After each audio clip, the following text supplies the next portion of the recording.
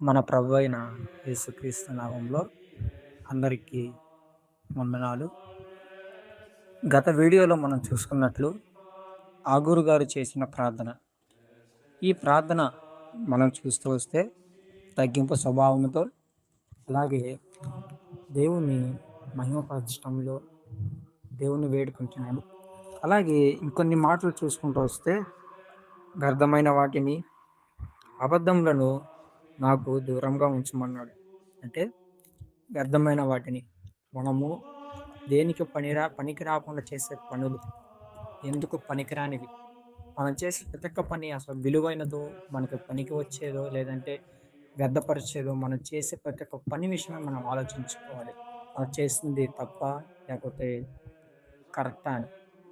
అలా అయితేనే మనం చేసే పని బట్టి మనకి విలువ దక్కుతుంది. నువ్వేదన్నా చెడ్డ పని చేస్తే నిన్ను దూషిస్తారు. అదే ఒక మంచి పని చేస్తే గౌరవిస్తారు. లేదు, మనం చేసే పనుల్లో వ్యర్థమైన వాటిని విడిచిపెట్టాలి. సమయాన్ని వ్యర్థపరచాలి. మనం సమయాన్ని వ్యర్థపరచకూడదు. ఒకవేళ సమయాన్ని వ్యర్థపరిస్తే మనము కూడా సాతాను వలె, లూసిఫర్ వలె అగాధంలో కూరుకుపోతాం. మీ అందరికీ అర్థమైంది అనుకుంటున్నాను. మనమందరము సమయాన్ని వ్యర్థపరచకుండా, లేకపోతే మన కార్యాలను బట్టి మనం విడిచిపెట్టి దేవుని కొరకు నిలబడాలి.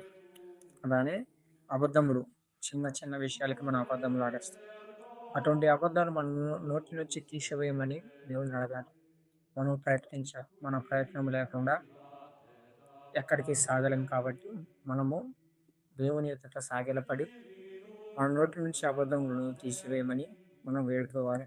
అటువంటి వాటిని మనము చెప్పకూడదు.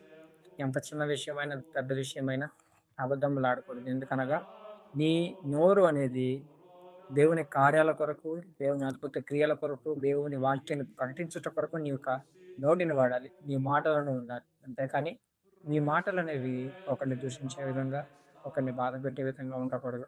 అలా ఉండొచ్చు దేవుడు నిన్ను విసర్జిస్తాడు. కాబట్టి మనమందరము అబద్ధములు ఆడకుండా దేవుని పట్ల జాగ్రత్తగా ఉండి మన నోటి మాటలను మనము కంట్రోల్ చేసుకుంటూ ఉందాం.